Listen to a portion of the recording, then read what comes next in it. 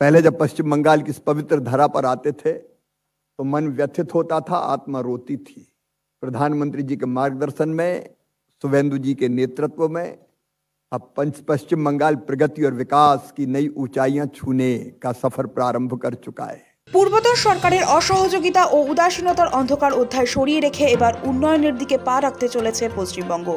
সোম ও মঙ্গল এই দুদিনে রাজ্য সফরের শেষ মুহূর্তে নবান্ন সভাঘর থেকে সাংবাদিক বৈঠকে বাংলার জন্য একগুচ্ছ প্রকল্পের ঘোষণা করলেন কেন্দ্রীয় কৃষি ও গ্রামোন্নয়ন মন্ত্রী শিবরাজ সিং চৌহান।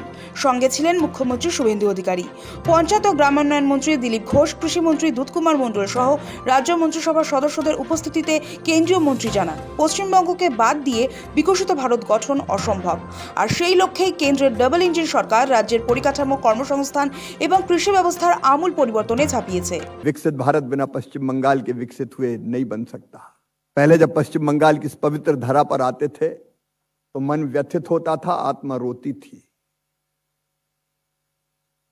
विकास के कार्य बाधित थे। केंद्र सरकार की योजनाएं ढंग से नीचे पहुंचती नहीं थी। लेकिन आज मन में बहुत संतोष है। प्रधानमंत्री जी के मार्गदर्शन में, शुभेंदु जी के नेतृत्व में अब पश्चिम बंगाल प्रगति और विकास की नई ऊंचाइयां छूने का सफर प्रारंभ कर चुका है। মুখ্যমন্ত্রী শুভেন্দু অধিকারী জানান, বৈঠকে আবাস, VBGDMG, গ্রাম সড়ক যোজনা সহ একাধিক প্রকল্প নিয়ে ইতিবাচক আলোচনা হয়েছে। কৃষি ক্ষেত্রে এবং অর্থনৈতিকভাবে প্রান্তিক মানুষ, প্রধানমন্ত্রী যাদের মাথায় ছাদ দেখতে চান, আমরা প্রতিশ্রুতি দিয়েছিলাম হাতে কাজ, পেটে ভাত, মাথায় ছাদ। আজকে দুটো বিষয় এখানে সুনিশ্চিত করেছেন মাননীয় শিবরাজ সিং চৌহান। মুখ্যমন্ত্রীর এই ঘোষণার পরই নবান্ন থেকে শ্রমিকদের জন্য বড় ঘোষণা করেন শিবরাজ সিং চৌহান। পরিকাঠামোয় ৮২,৪৯২ কোটির জট মুক্তি।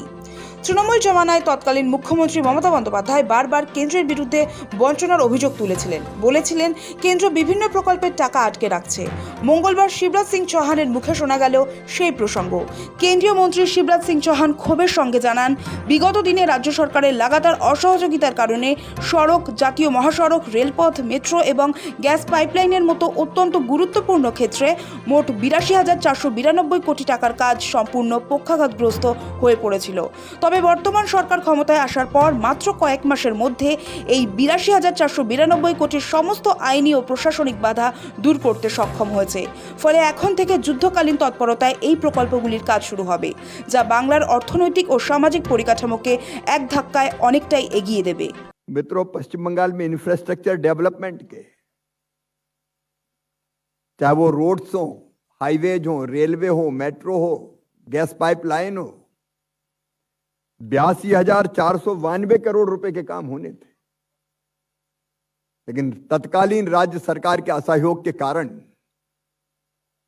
जो काम बरसों पहले शुरू हुए थे वो काम कभी पूरे नहीं हुए। लेकिन आज मैं शुभेंदु जी, आपको, पूरी टीम को बहुत बहुत बधाई देता हूं कि 82,492 करोड़ के कामों की सारी बाधाएं आपने दूर करके बंगाल के विकास को नई गति दी है, दिशा दी है। ১০০ দিনের বদলে ১২৫ দিনের কর্মসংস্থান। মুখ্যমন্ত্রীর দেওয়া হাতে কাজ, পেটে ভাত, মাথায় ছাদ, এই ৩ প্রতিশ্রুতির বাস্তবায়নে কেন্দ্রের তরফে ঢালাও বরাদ্দের কথা ঘোষণা করা হয়। ১২৫ দিনের কাজ ও বর্ধিত মজুরি, বিকশিত ভারত GDMG কর্মসূচির অধীনে গ্রামীণ কর্মসংস্থানে আমূল বদল আনা হচ্ছে। আগামী ৩১শে মার্চ পর্যন্ত শুধু কেন্দ্রীয় সরকারই বরাদ্দ করেছে ৮,৫০৮ কোটি টাকা। রাজ্যের অংশ মিলিয়ে এই তহবিলের মোট পরিমাণ দাঁড়িয়েছে ১২,০৬৪ কোটি ৫০ লক্ষ টাকা। এই প্রকল্পের আওতায় এখন থেকে ১০০ দিনের বদলে ১২৫ দিনের কাজের গ্যারান্টি দেওয়া হবে। অদক্ষ শ্রমিকদের ক্ষেত্রে দৈনিক ৩০০ টাকা, আধা দক্ষদের জন্য ৪৫০ টাকা এবং দক্ষ শ্রমিকদের জন্য ৬০০ টাকা মজুরি সুনিশ্চিত করা হয়েছে। প্রাকৃতিক দুর্যোগ দেখা দিলে প্রয়োজনে আরও ৫০ দিন অতিরিক্ত কাজ দেওয়া হবে, যাতে গ্রামীণ মানুষকে কাজের সন্ধানে পরিযায়ী হতে না হয়। ইতিমধ্যে ২,৫৬,০০,০০০ জব কার্ড চিহ্নিত করা হয়েছে। विकसित भारत जी राम जी योजना के अंतर्गत केवल 9 महीने के लिए, मैं पूरे साल की बात भी नहीं कर रहा, मार्च तक के लिए, 31 मार्च, भारत सरकार ने, हमारे ग्रामीण विकास विभाग ने जो राशि स्वीकृत की है वो 8,500 करोड़ रुपए से ज्यादा की है, 8,508 करोड़। उसमें राज्य सरकार का हिस्सा मिलेगा ये 12,064 करोड़ 50 लाख रुपए से ज्यादा होगी। और भगवान ना करे प्राकृतिक आपदा कभी आ जाए, कहीं अल्निनो का प्रभाव और किसी जिले में दिक्कत हो जाए तो 50 दिन और एक्स्ट्रा देंगे। माननीय शिवराज सिंह चौहान 125 দিনের কাজ ইতিমধ্যে 2,56,00,000 কার্ড, জব কার্ড চিহ্নিত হয়েছেন।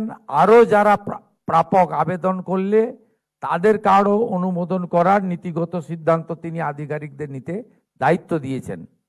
অর্থাৎ হাতে কাজ অদক্ষ শ্রমিকের ক্ষেত্রে 300,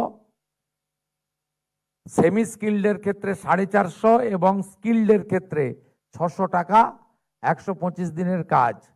আবাস যোজনায় 1 লক্ষ বাড়ির অগ্রিম অনুমোদন। বর্ষার কারণে আবাস যোজনার কাঁচা বাড়ির ভেরিফিকেশন বা তালিকা তৈরির সময়সীমা 20 জুলাই থেকে বাড়িয়ে আগামী 15 আগস্ট পর্যন্ত করা হয়েছে। তবে আমলাতান্ত্রিক জটিলতায় যাতে গরিব মানুষের ঘর পেতে দেরি না হয় তাই চূড়ান্ত তালিকা প্রকাশের আগেই 1 লক্ষ বাড়ির অনুমোদন সরাসরি রাজ্য সরকারের হাতে তুলে দিয়েছেন কেন্দ্রীয় মন্ত্রী। मकान बने गरीबों के यहाँ। मैं फिर बधाई दूंगा मुख्यमंत्री जी दिलीप दा आपको, ग्रामीण विकास विभाग को भी। तेजी से सर्वे हो रहा है मकानों का। थोड़े बरसात के कारण ये बात आई थी कि 20 जुलाई तक सर्वे का काम पूरा होना था जिनके कच्चे मकान हैं। আর মাথায় ছাদের ক্ষেত্রে আজকে তো 1 লক্ষ বাড়ির স্যাংশন আমরা পেয়েছি এবং 20 জুলাই পর্যন্ত তালিকা তৈরির সময় ছিল। বর্ষা এবং ইত্যাদি দেখে আমাদের আবেদন মঞ্জুর করে 15 আগস্ট পর্যন্ত বাড়ির তালিকা তৈরির জন্য তিনি অনুমোদন দিয়েছেন। 80 লক্ষ নারীর ক্ষমতায়ন। লাখপতি দিদি ও দীনদয়াল অন্তোদয় যোজনার অধীনে রাজ্যের 80 লক্ষ স্বনির্ভর গোষ্ঠীর দিদি ও বোনেদের স্বাবলম্বী করতে 245 কোটি টাকার ব্যাংক লোন এবং 50 কোটি টাকার কমিউনিটি ইনভেস্টমেন্ট ফান্ড একযোগে রিলিজ করা হয়েছে। दीनदयाल अंत्योदय योजना के अंतर्गत हमारे महिला सेल्फ हेल्प ग्रुप पश्चिम बंगाल नारी सशक्तिकरण का प्रतीक महिला सेल्फ हेल्प ग्रुप के माध्यम से बने, इसलिए उनको बैंक लोन के लिए 245 करोड़ बैंक लोन का आवंटन और 50 करोड़ कम्युनिटी इन्वेस्टमेंट फंड का भी आवंटन किया गया है। পূর্ব ভারতের প্রধান বীজ হাব হবে বাংলা। কেন্দ্রীয় কৃষিমন্ত্রী জানান, কৃষিক্ষেত্রে পশ্চিমবঙ্গকে স্বনির্ভর ও বৈজ্ঞানিক মডেলে নিয়ে যাওয়ার জন্য ICAR এর প্রবীণ বিজ্ঞানীদের সহায়তায় এক মাস্টার প্ল্যান বা এগ্রিকালচার রোডম্যাপ তৈরি করা হচ্ছে। মুখ্যমন্ত্রী শুভেন্দু অধিকারী বিস্ময় প্রকাশ করে জানান, এ রাজ্যে জুট বা পাট চাষ হলেও পাটের বীজ আসে অন্ধ্রপ্রদেশ থেকে, আলু চাষে প্রথম সারিতে থেকেও আলুর বীজ আসে পাঞ্জাব থেকে। এই পরনির্ভরশীলতা চিরতরে দূর করতে কেন্দ্রীয় কৃষি মন্ত্রক পশ্চিমবঙ্গকে সমগ্র পূর্ব ভারতের প্রধান বীজ হাব হিসেবে গড়ে তোলার সিদ্ধান্ত নিয়েছে।